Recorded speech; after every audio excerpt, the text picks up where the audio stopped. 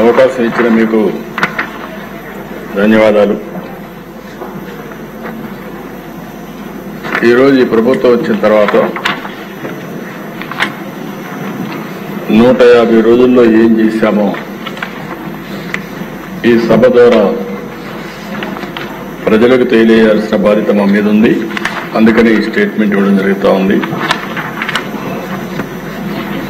అధ్యక్ష, మీతో సహా ఈ సభలో చాలా మంది సీనియర్స్ ఉన్నారు. ఆంధ్రప్రదేశ్ రాష్ట్రానికి సుదీర్ఘ రాజకీయ చరిత్ర ఉంది. మనకు ఎన్నికలు ప్రజా తీర్పు అనేది కొత్త కాదు. కానీ 2024 ఎన్నికలు ఒక తిరుగుబాటులో జనంలో కల్పించిన ప్రజా చైతన్యం మాత్రం పూర్తిగా కొత్తని చెప్పాలి.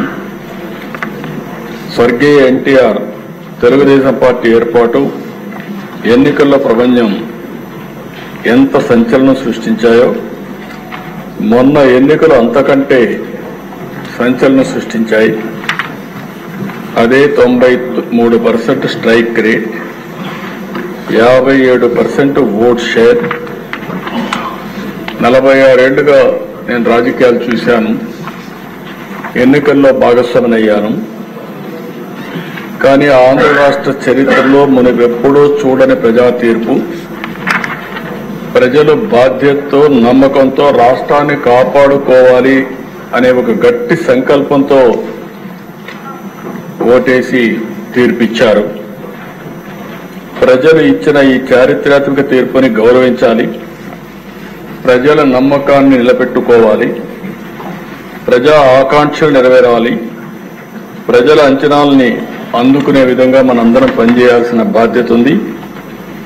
అందుకే ఈ ప్రభుత్వం అనునిత్యం ఆలోచించుకుంటూ ఏ విధంగా ముందుకు పోవాలనో ముందుకు పోయే ప్రయత్నాలు చేస్తున్నాం. అయితే అధ్యక్ష, ఇది జరిగినప్పుడు కూడా ఒక విషయం మీకు చెప్పాలి. ఆంధ్రప్రదేశ్ రాష్ట్రంలో ఆ రోజు సమైక్య ఆంధ్రప్రదేశ్లో కానీ ఇప్పుడు నవ్యాంధ్రప్రదేశ్లో కానీ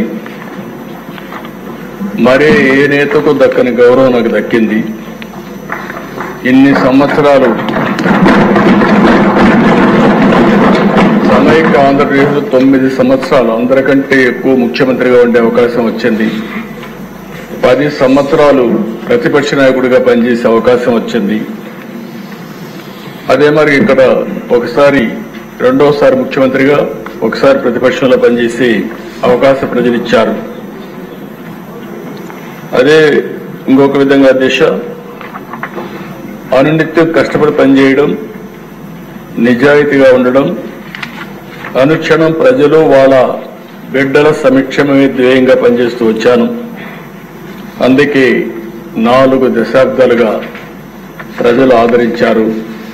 వాళ్లకు నా జీవితాంతం కూడా రుణపడి ఉంటానని చెప్పి మరొక్కసారి ప్రజలందరికీ విజ్ఞప్తి చేస్తున్నాను.